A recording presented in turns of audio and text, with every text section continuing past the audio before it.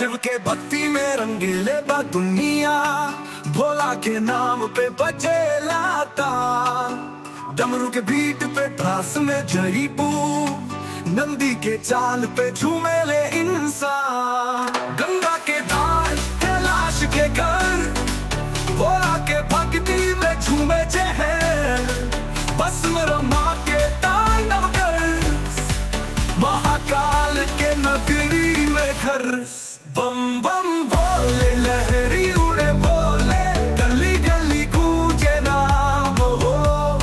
बम बम भोले भक्ति में खोले, आज काशी में महाकाल धाम हो।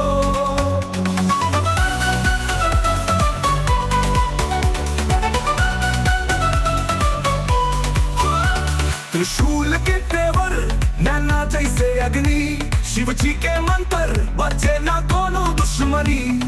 भाग के तरंग में झूमे दुनिया, महादेव के महिमा से कांपे धड़कनिया।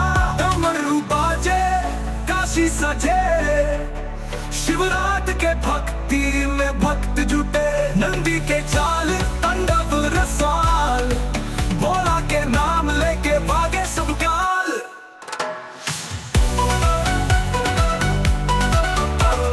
महादेव के नारा लगा के, महाकाल के महिमा बता के।